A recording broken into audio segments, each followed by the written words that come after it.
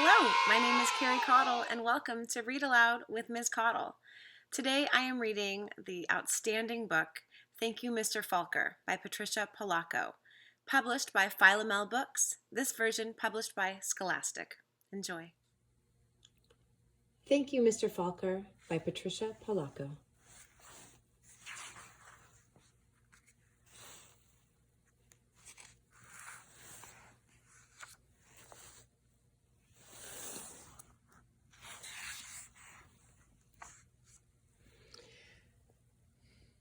To George Falker, the real Mr. Falker, you will forever be my hero.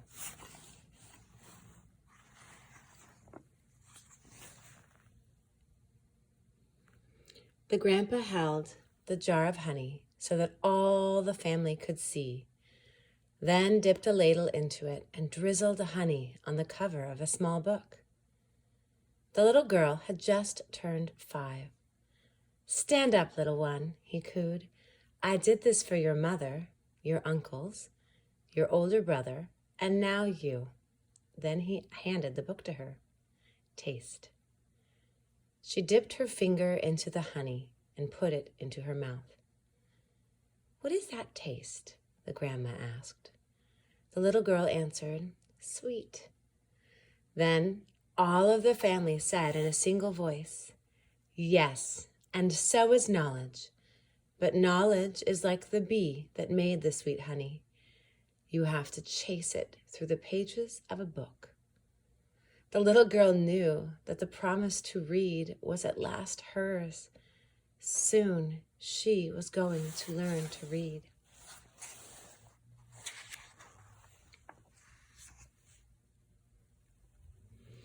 Tricia, the littlest girl in the family, grew up loving books. Her school teacher mother read to her every night. Her red-headed brother brought his books home from school and shared them. And whenever she visited the family farm, her grandfather or grandmother read to her by the stone fireplace. When she turned 5 and went to kindergarten, most of all, she hoped to read. Each day she saw the kids in the first grade across the hall reading. And before the year was over, some of the kids in her own class began to read. Not Tricia. Still, she loved being at school because she could draw. The other kids would crowd around her and watch her do her magic with the crayons. "In first grade, you'll learn to read," her brother said.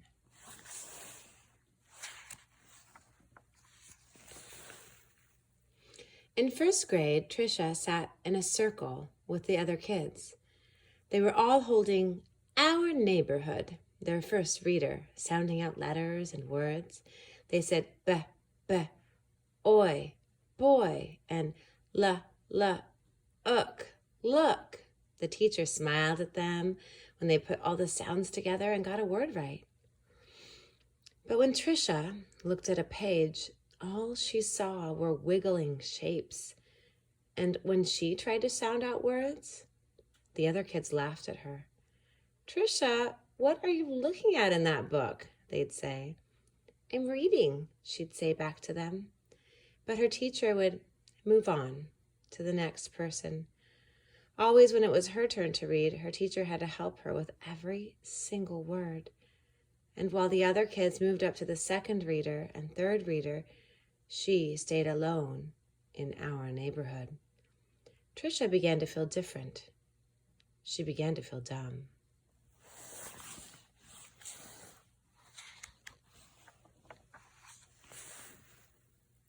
The harder words got for the little girl, the more and more time she spent drawing. How she loved to draw, or just sitting and dreaming, or when she could, going for walks with her grandmother. One summer day, she and her grandma were walking together in the small woods behind their farm. It was twilight. The air was sweet and warm. Fireflies were just coming up from the grasses. As they walked, Tricia said, "Grandma, do you think I'm different?" "Of course," her grandma answered. "To be different is the miracle of life. You see all those little fireflies? Every one is different. Do you think I'm smart? Tricia didn't feel smart. Her grandma hugged her. You are the smartest, quickest, dearest little thing ever. Right then, the little girl felt safe in her grandma's arms. Reading didn't matter so much.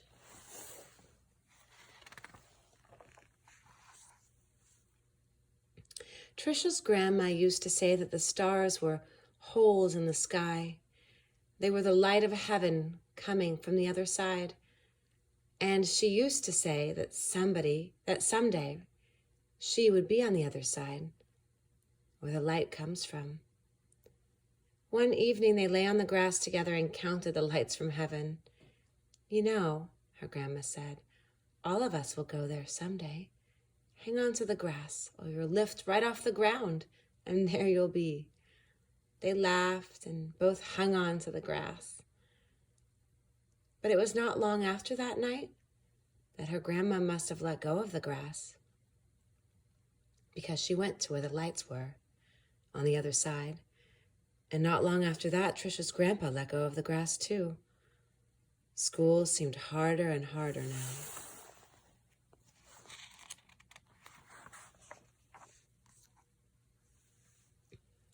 Reading was just plain torture.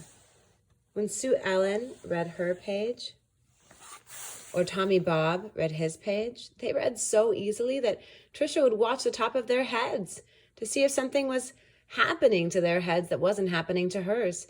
Oh, and numbers were the hardest thing of all to read. She never added anything right. Line the numbers up before you add them, the teacher would say. But when Tricia tried, the numbers looked like a stack of blocks, wobbly and ready to fall. She just knew she was dumb. Then one day her mother announced that she had gotten a teaching job in California, a long way from the family farm in Michigan.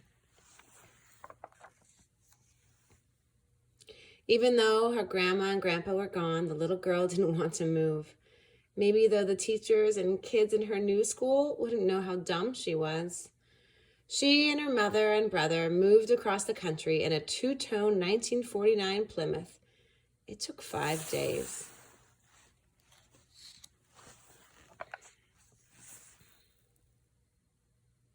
But at the new school, it was the same.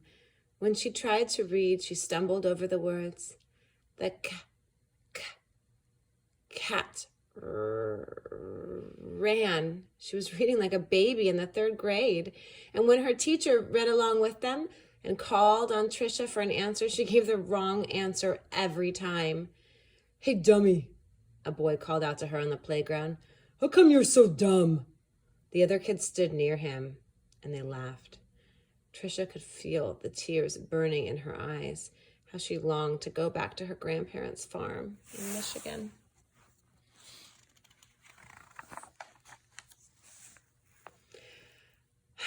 Now Tricia wanted to go to school less and less. I have a sore throat, she'd say to her mother, or I have a stomach ache. She dreamed more and more and drew more and more, and she hated school.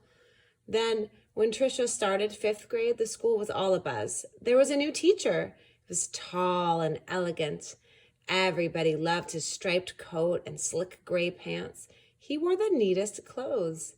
All the usual teachers' pets gathered around him, Stevie Joe and Alice Marie, Davy and Michael Lee. But right from the start, it didn't seem to matter to Mr. Falker which kids were the cutest, or the smartest, or the best at anything. Mr. Falker would stand behind Tricia whenever she was drawing and whisper, "This is brilliant, absolutely brilliant. Do you know how talented you are?" When he said this, even the kids who teased her would turn around in their seats and look at her drawings, but they still laughed whenever she gave the wrong answer. Then one day she had to stand up and read, which she hated. She was stumbling through a page in Charlotte's Web, and the page was going all fuzzy, and the kids began to laugh out loud. Mr. Falker, in his plaid jacket and his butterfly tie, said, "Stop! Are all of you so perfect that you can look at another person and find fault with her?"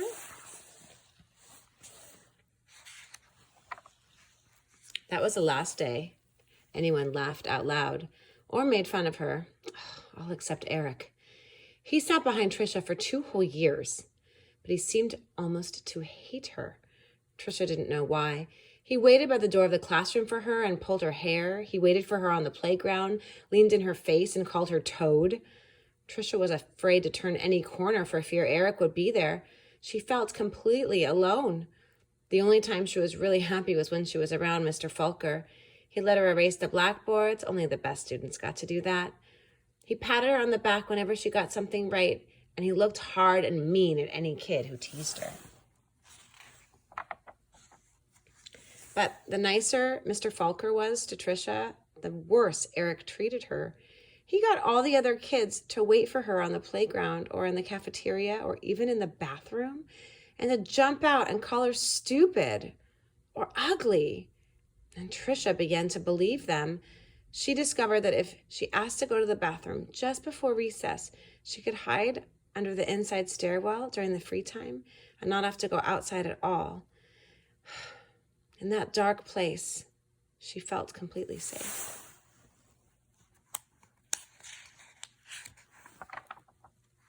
But one day, at recess, Eric followed her to her secret hiding place. "Have you become a mole?" he laughed, and he pulled her out into the hall and danced around her. "Dumbbell, dumbbell, maggoty old dumbbell." Tricia buried her head in her arms and curled up in a ball. Suddenly she heard footsteps. It was Mr. Falker. He marched Eric down to the office. When he came back, he found Tricia. "I don't think you'll have to worry about that boy again," he said softly.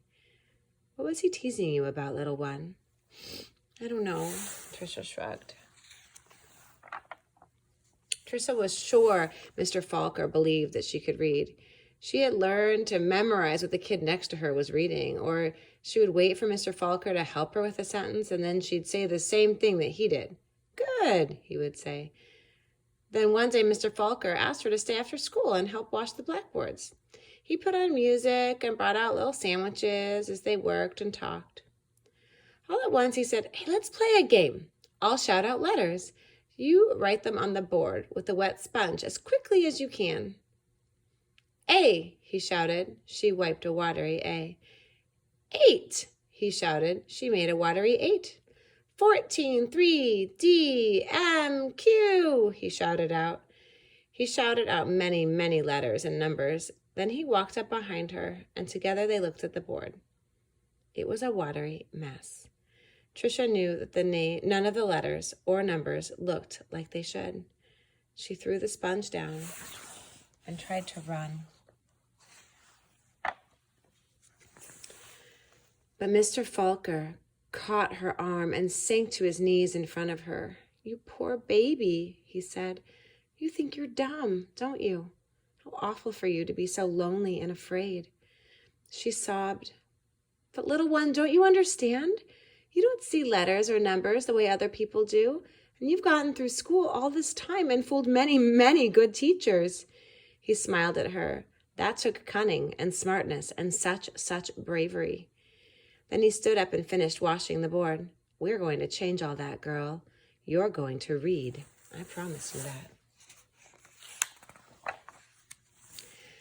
Now, almost every day after school, she met with Mr. Falker and Miss Plessy, a reading teacher. They did a lot of things she didn't even understand. At first, she made circles in sand and then big sponge circles on the blackboard, going from left to right, left to right.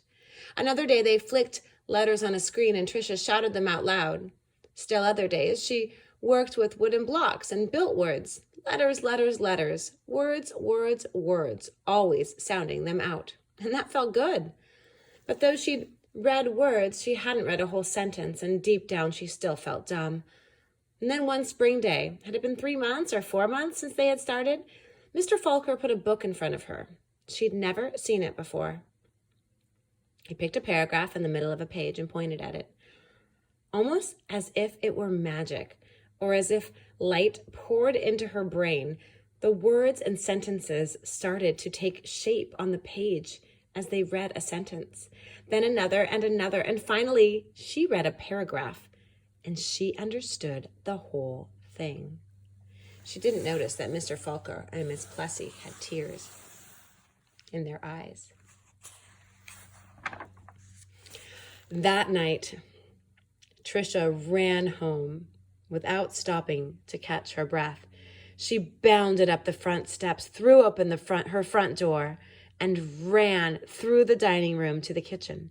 She climbed up on the cupboard and grabbed a jar of honey. Then she went into the living room and found the book on a shelf, the very book that her grandpa had shown her so many years ago. She spooned honey on the cover and tasted the sweetness and said to herself, "The honey is sweet, and so is knowledge. But knowledge is like the bee who made the honey. It has to be chased through the pages of a book." Then she held the book, honey and all, close to her chest. She could feel tears roll down her cheeks, but they weren't tears of sadness. She was happy, so very happy.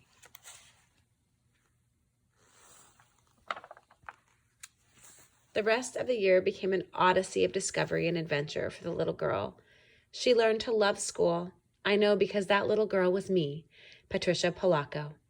I saw Mr. Falker again some 30 years later at a wedding. I walked up to him and introduced myself. At first he had difficulty placing me, but I told him who I was and how he had changed my life so many years ago. He hugged me and asked what I did for a living. "Why, Mr. Falker," I answered, "I make books for children." Thank you, Mr. Falker. Thank you. That was Thank You, Mr. Falker. There are 3 books that I read at the end of every school year, and this is the first one. I love this book. I love it so much that it makes me cry every single time, as you just heard. I love this book because it's about believing in yourself and never ever giving up, and about lifting someone up and seeing the truth and beauty in them and doing what they need to help them to find that beauty and to express it in the world. Don't ever, ever give up on yourself. And don't give up on anyone else either. Take care of each other. Bye-bye.